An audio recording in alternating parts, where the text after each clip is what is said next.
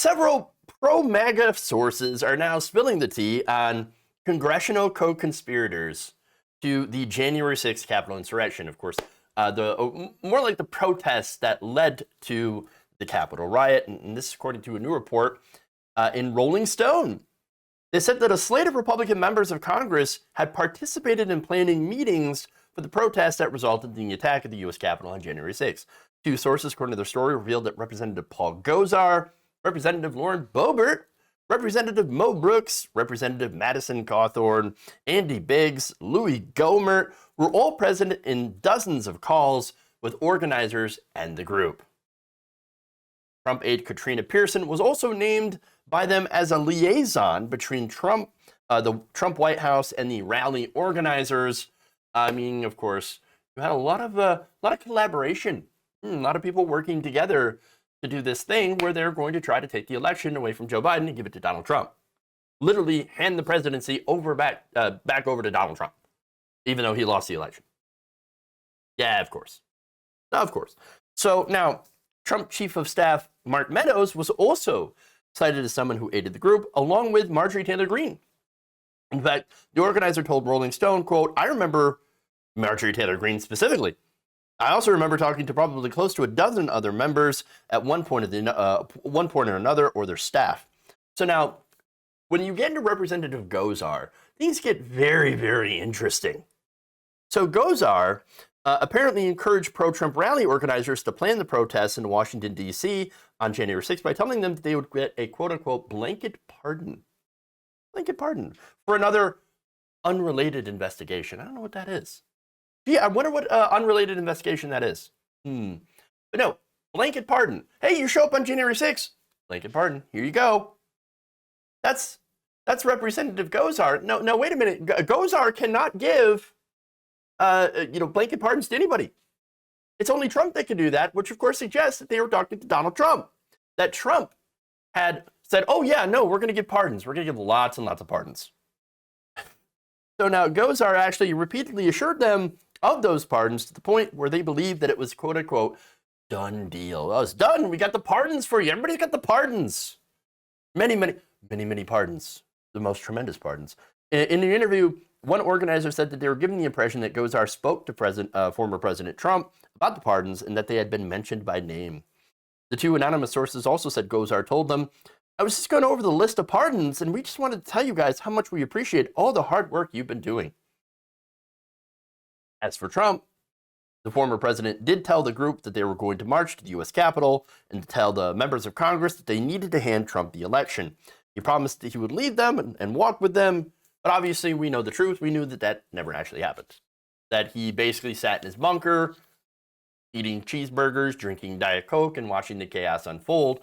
And by the way, when members of Congress who were in the building were trying to get a hold of him, basically they were, different reports of Trump saying, I don't really care. I think this is great. Keep going. And refused to call out the violence and to try to stop the violence. Yeah, refused to call for his people to back down. So again, here we had Trump and other members of Congress planning this insurrection rally in order to use this lie to hand the presidency back to Donald Trump. So there's also more. According to the sources, multiple people associated with the March for Trump and Stop the Steal events that took place during this period communicated with members of Congress throughout the process. We would talk to Boebert's team, Cawthorn's team, Gosar's team, like back to back. So now, Congressmen, so far, nobody's really said anything except for Marjorie Taylor Greene's team. So Nick Dyer, who was Greene's communications director, said that she was solely involved in planning to object to the electoral certification on the House floor, not the actual, insurrection, not where it got bad or violent, okay? Spokesperson for the other members of Congress, who the sources described as involved in the planning, did not respond to requests for comment. Gee, I wonder why. Congresswoman Greene and her staff were focused on the congressional election objection on the House floor and had nothing to do with planning any protest, Dyer said in an email. She objected just like Democrats who have objected to Republican presidential victories over the years. Oh, now, wait a minute. Wait, when did the Democrats rush the state house or the Capitol building? When did that happen? In anywhere? And again, they did rush the Capitol. They also rushed different state houses across the country and threatened to take the Michigan governor hostage. I mean, seriously, that did not happen. The Democrats did not do that. Republicans did that. Unhinged right-wingers who believe in the big lie. They're the ones who did that. Insanity. Insanity. Flat out complete lie by Marjorie Taylor Greene's team because they know they're in trouble. Or at least in a functional system, they would absolutely be in trouble. I don't know if anything's going to happen to this because I don't even trust the system anymore to go after people who supported openly insurrection, to try to overthrow the results of a legitimate election. It's incredibly frustrating. But now, as I said, Greene's office also named a list of Democrats, falsely saying that they attempted to do exactly that when it came to President Trump in 2017. Again, fake news, didn't happen. Hillary Clinton conceded the election in January 9th, 2016. And by the way, Hillary Clinton, while she talked and complained about Russian interference, which by the way did actually happen, she never actually once said that they changed votes or stole the election from her. In fact, Clinton still largely blames, weirdly enough, Bernie Sanders for stealing, for weakening her chances against Donald Trump. I think that's ridiculous. I think that's crazy. That's really, really dumb. She's absolutely wrong. And look, but here's the thing, right? I think in her mind, she'd rather just not have primaries if you want to have that argument that, oh, well, see, we can't have somebody that runs against me in a primary election because that'll weaken my chances in the general. Well, how about you be a better candidate? How about you not suck as a candidate? And she did. She was a terrible candidate, which means, which shows you exactly why she lost to Donald Trump in 2016. And yes, absolutely, as a lot of you are pointing out in the chat, Bernie Sanders campaigned his ass off for Hillary Clinton, more so than she did. Bernie, and here's the thing that always frustrates me as well, for a second. Progressives always fight harder for the Democrats' agenda than the Democrats will ever fight for progressives. Super frustrating. Super frustrating. Nonetheless, blaming Russia and Bernie Sanders, again, weirdly enough, is not as crazy as some Trump supporters who literally still believe that Donald Trump is still the president today. Complete and utter insanity. Dyer then went on to say that nobody in the U.S. cares about January 6th. We just don't care. Well, now here's the thing. He's actually partly right. Nobody that he talks to cares.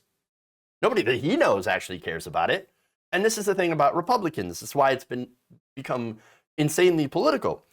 In fact, in an NBC News poll taken back in August, a couple of months ago, 59% of Americans said that they were concerned about the attack and its implications for the country. 47% said that they are very concerned, while an additional 12% say that they're kind of concerned. I'm sorry, not kind of. This one's just concerned. 40% said they're either just somewhat concerned, 14%, or not concerned at all, 26%. Do you want to guess what group the not concerns are? I mean, we know who it is. The majorities of Republicans and those living in rural areas said that they're not concerned at all. Shocker. Not only that, but of course, people who watch Fox News. They looked at media consumption, for example. Majorities of adults consume news either through cable news outlets like MSNBC or CNN, social media, newspapers, broadcast television, or radio news, all believe that the attack was an attempt to overturn the 2020 election and an act of terrorism.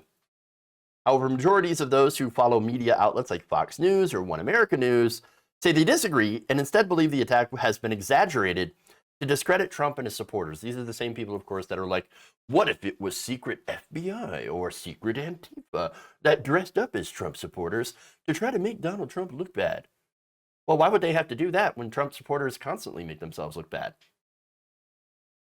All you have to do is just be like, hey, Trump supporter, be a Trump supporter. And they will immediately do bad things or embarrassing things. It's like, basically just giving someone their own rope and they will hang themselves with it in a figurative way. But one more thing here. So now one of the organizers did admit, he said, look, the breaking point for me on January 6th was when Trump starts talking about walking to the Capitol. I was like, let's get the fuck out of here. I do feel kind of abandoned by Trump.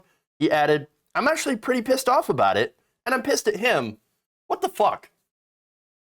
Well, then again, you were promised blanket pardons. And of course, Donald Trump, who did he pardon? Well, you pardoned criminals like Steve Bannon. Well, of course. Anybody who helped him, as far as people who were important that helped him. But if you're down in the ground, if you're a grunt, if you're one of the people that actually believed in him, that invaded the Capitol on January 6th, you didn't get a pardon. Because he doesn't care about you. He doesn't. He doesn't at all. And that's why this person says, quote, I have no problem openly testifying. Now, honestly, again, did you expect anything different? It's Donald Trump. He doesn't care at all about you or his word. It means nothing. It was all about trying to, of course, steal the election. And the fact that so many congressmen happen to be in on it, well, that's very, very concerning. Very concerning indeed. Maybe we should do something about it.